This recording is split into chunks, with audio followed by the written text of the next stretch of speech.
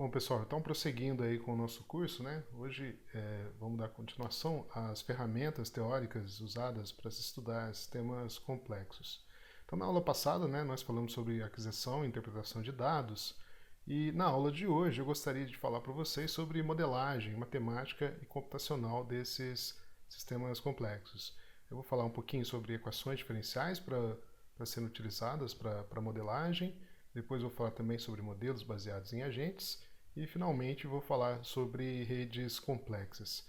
Em primeiro lugar, né, para começar, né, falar sobre equações diferenciais, eu gostaria de mostrar para vocês um crescimento de uma população de bactérias, né?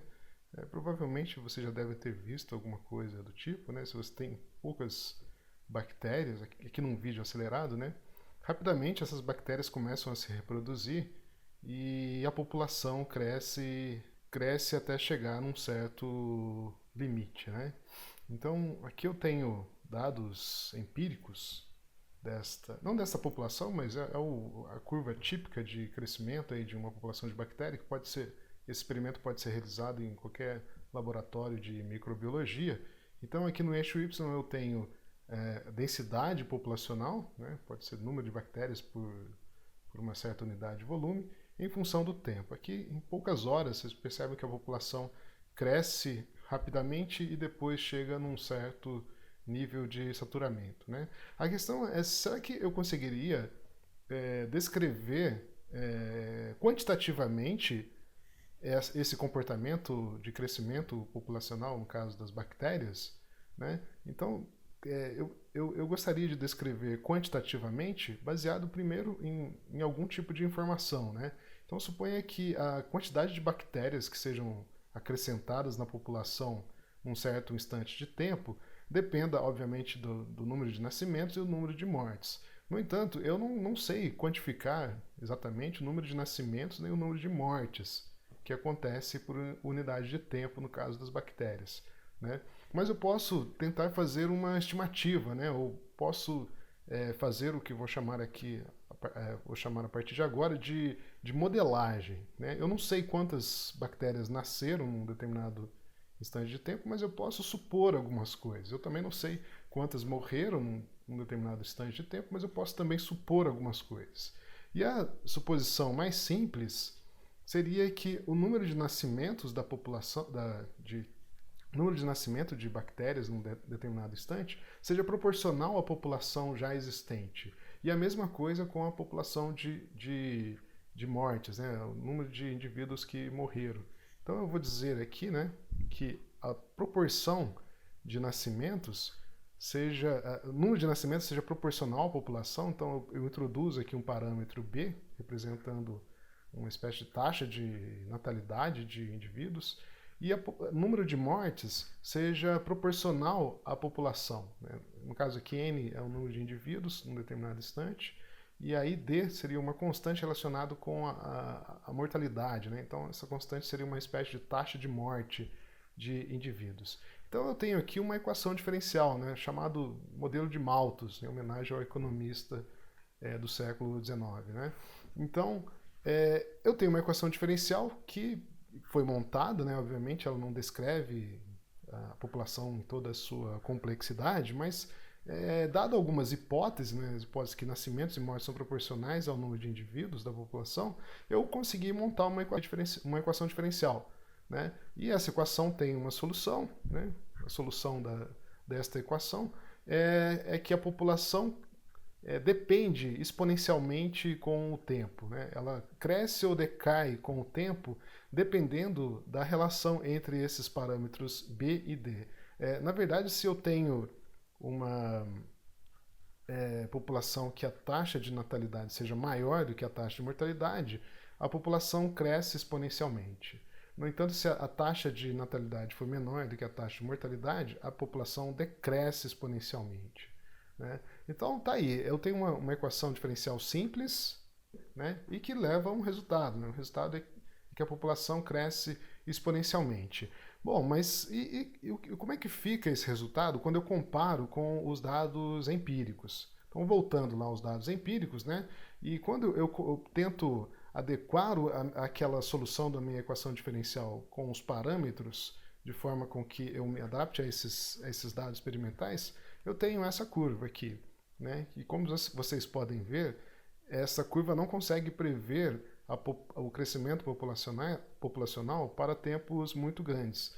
No entanto, nem tudo está perdido, né? Pelo menos para poucas horas, parece que o modelo descreve relativamente bem o crescimento da população de bactérias, né? E o que é extremamente interessante, porque dado uma consideração simples, né, de que taxas de natalidade e mortalidade sejam apenas proporcionais ao tamanho da população, eu consigo descrever muito bem o crescimento populacional em instantes de tempo curtos, né? É claro, eu falho quando eu analiso para tempos muito grandes, mas para pequenos intervalos de tempo, para crescimentos curtos, né, eu tenho uma boa predição do modelo. Bom, mas por que o modelo de Malthus falha? Bom, primeiro porque ele partiu de uma consideração simples, né? Taxa de natalidade e mortalidade sejam proporcionais ao número de indivíduos da população. E outra é que em nenhum momento eu falei sobre escassez de recursos,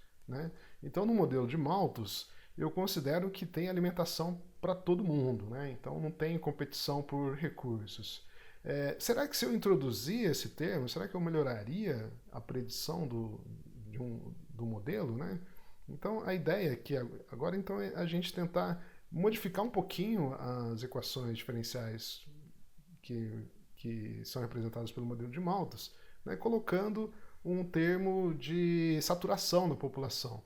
Então eu introduzo um parâmetro K, né, que seria o tamanho da população suportada pelo ambiente, né? Então note que se K for infinito, se K infinito significa que eu tenho alimentação para todo mundo, então esse termo aqui é zero, e aí eu volto na expressão de Malthus. Então eu recupero Malthus quando eu tenho muitos alimentos. No entanto, se K for finito, né, então a população, quando atingir esse valor, esse termo aqui vai ser 1, então 1 menos 1, 0, e a população para de crescer, porque a derivada de n com t vai ser 0. A população para de crescer. Se eu resolvo então esse modelo, né, eu tenho essa solução, e eu posso perceber matematicamente que se eu levo t para infinito, n de t converge para k, né, como era a proposta inicial aqui nas nossas considerações. E aí, se eu faço o gráfico dessa solução, né, eu tenho coisas desse tipo, né? Então, dado uma população inicial, N0, independente de onde eu comece com a população, né, se maior ou menor do que esse valor de saturação K, a população sempre converge para ele, né? K é também conhecido como capacidade de carregamento, né? Então, eu tenho aqui um modelo para tentar descrever a dinâmica da população com o tempo, né? Bom, então agora vamos ver se isso funciona nos dados experimentais. Então, se eu ajusto os parâmetros do modelo de modo a recuperar esses dados experimentais, o que eu tenho aqui agora é um bom modelo para descrever o crescimento de bactérias, né? Note que agora esse modelo, né, o modelo de Verhulst, ele capta a tendência dos dados experimentais tanto no começo quanto no final, na saturação. Ele prevê a saturação da população. E o interessante é que o modelo de Verhulst, ainda assim, embora seja mais complicado, ou um pouquinho mais complicado que o modelo de Malthus, ele ainda assim é um modelo muito simples, né? No entanto, ele captura o comportamento descrito pelos dados experimentais, né? E eu entendo que existe uma série de fatores que influenciam o crescimento das bactérias lá num caso real. No entanto, o modelo, mesmo sendo simples, ele capturou a essência do crescimento da população. Eu digo que capturou a essência porque ele descreve muito bem os dados experimentais em todas as regiões de tempo aqui, né? Então, acabei de colocar para vocês exemplos de como equações diferenciais poderiam ser úteis para você tentar entender o comportamento de sistemas complexos, né? No caso aqui, o nosso sistema complexo foi o crescimento de bactéria. Passando para o segundo tipo de modelagem, né, eu vou trazer para vocês agora, saindo, né, das equações diferenciais e indo agora para um outro tipo de modelagem, que é o chamado modelagem baseada em agentes, né? Então, no caso de modelos baseados em agentes, eu tento entender o que cada unidade do meu sistema complexo está fazendo. E a partir desse entendimento, eu tento criar regras locais para fazer com que os agentes interajam uns com os outros e dessa interação emerja algum tipo de comportamento coletivo, né? Então, daqui a pouco eu vou fazer uma simulaçãozinha aqui baseada em agentes, mas antes eu gostaria de colocar para vocês um exemplo, né? Para servir como inspiração para a gente fazer um modelo baseado em agentes. Então eu tenho aqui uma revoada de pássaros, né? Se alguém teve a oportunidade de ver, um fenômeno muito bonito, assim, pássaros que fazem uma configuração no céu. E eu trouxe até um vídeo aqui para tentar mostrar para vocês. Então eu tenho aqui pássaros, né? E eles formam essa configuração espacial aí, né?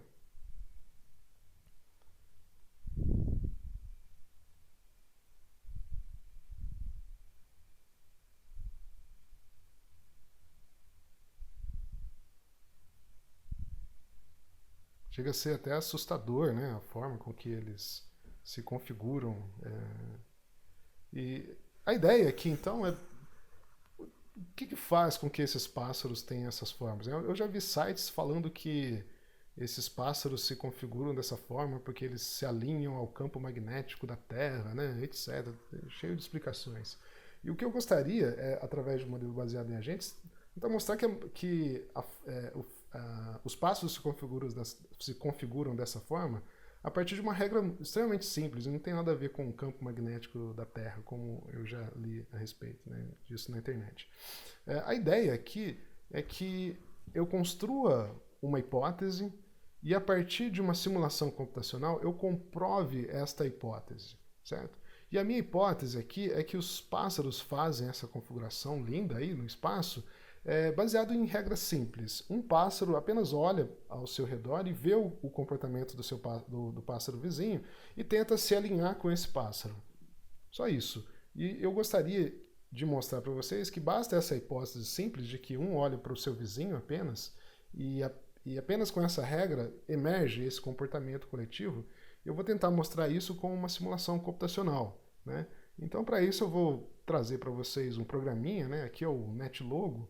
Eu convido vocês a baixarem esse programa. Esse programa é livre e ele é bastante útil para a gente fazer simulações baseadas em agentes, né? Aqui, agentes no sentido de que eu programo cada agentezinho, né? Cada agentezinho aqui, no caso um triângulozinho, representa um pássaro, né? Nesse caso particular, né? E eu vou tentar programar essa regra que eu acabei de colocar para vocês. E a regra eu pego um desses agentes, né, o pássaro, e peço para que ele olhe na sua vizinhança. E aí, ele olhando na vizinhança, vai olhar um pássaro, no caso um outro triangulinho, e ele vai tentar alinhar com o movimento desse seu vizinho. A regra é essa.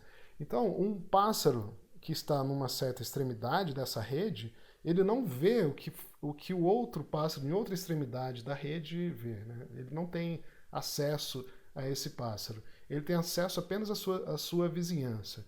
E, mediante a sua vizinhança, ele vai tentar alinhar com os pássaros desta sua vizinhança, né?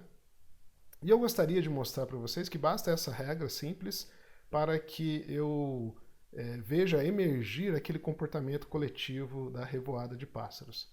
Então eu vou começar aqui, né? Vou colocar meu modelinho para rodar, né? Então começa a rodar e com essa regra simples eu percebo a emergência de padrões coletivos, né? Muito parecidos do que a gente viu naquele filme, né? Vou colocar de novo aqui, né, para vocês verem. Então começa aleatoriamente e aí com a simulação do modelo, rapidamente os pássaros adquirem este formato coletivo, né?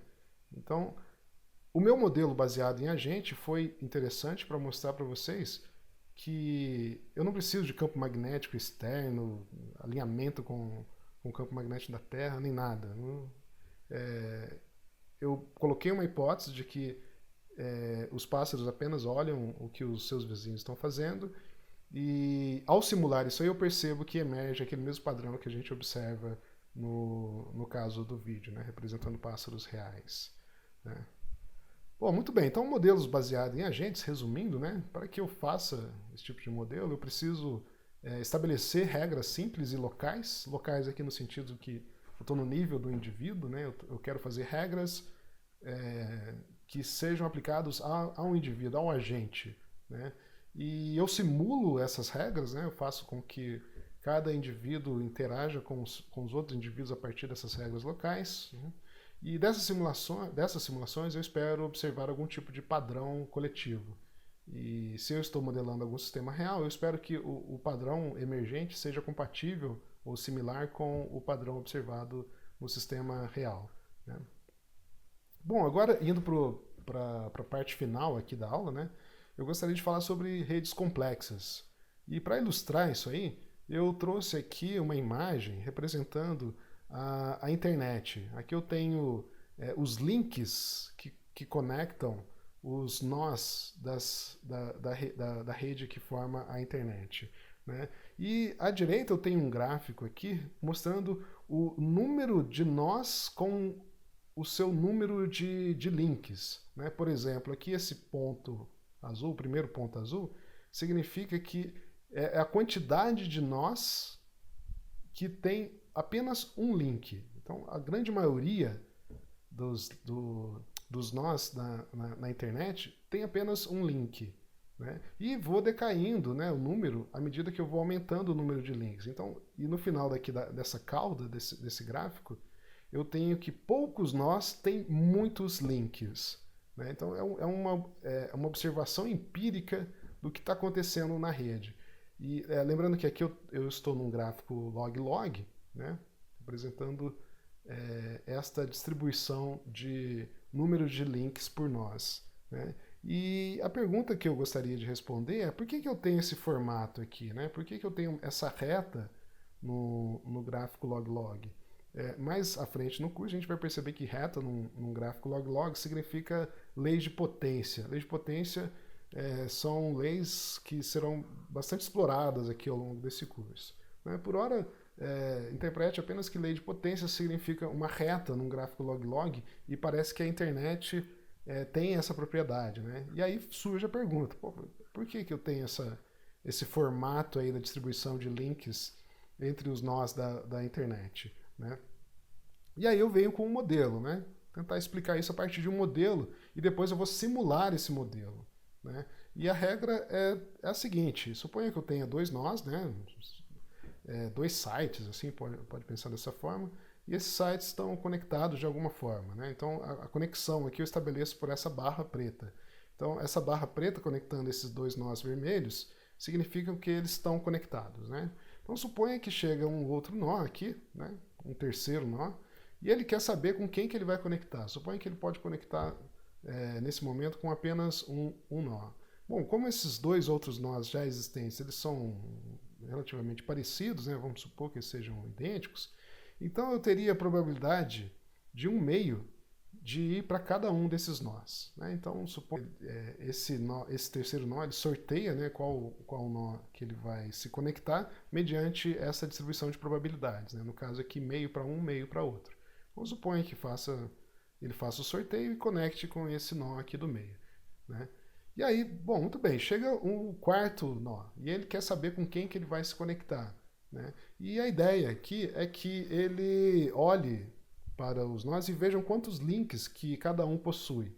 E ele vai escolher baseado nesse número de links. Quanto maior o número de links que um nó já existente possui, maior a probabilidade dele agregar esse novo nó, né? Então, se eu faço aqui um cálculo, vamos supor que a probabilidade de um link agregar o próximo nó seja proporcional ao número de nós, desculpa, o número de links.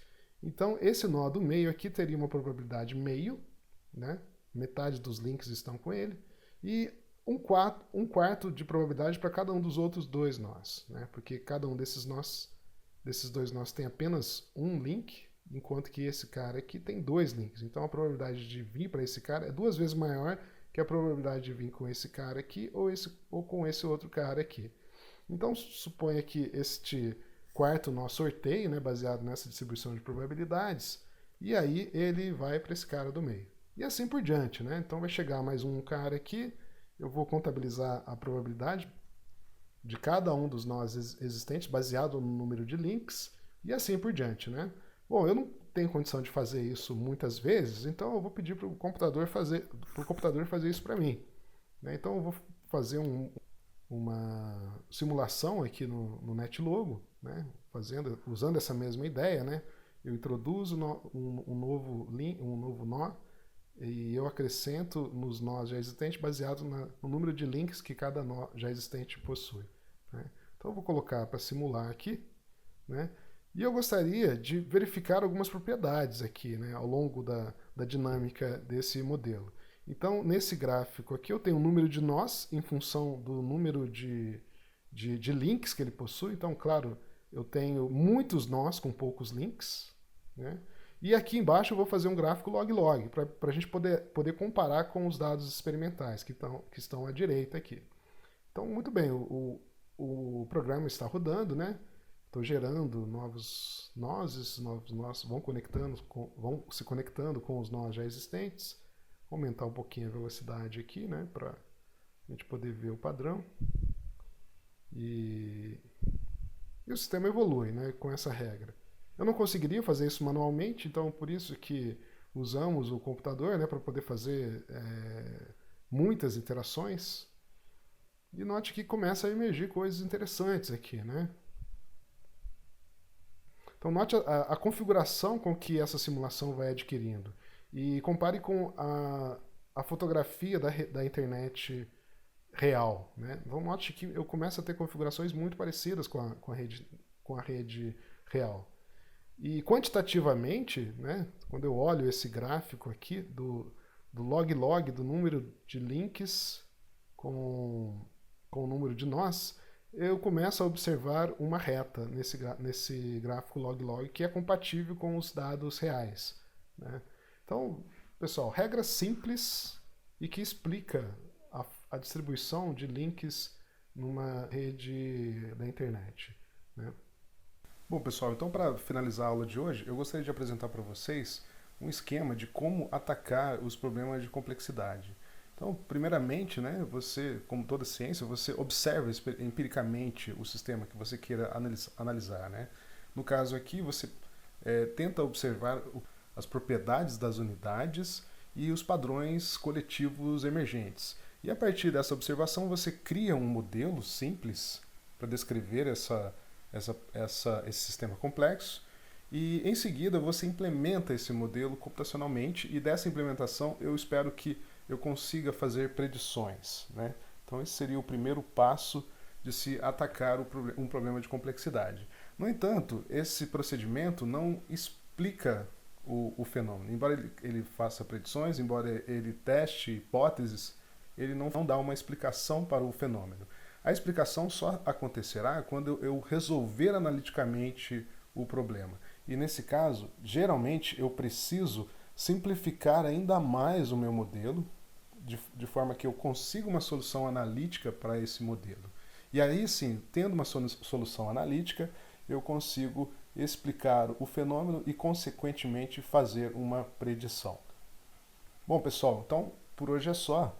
E na aula que vem vamos começar a falar sobre dinâmica de populações e de modelagem matemática computacional. Grande abraço.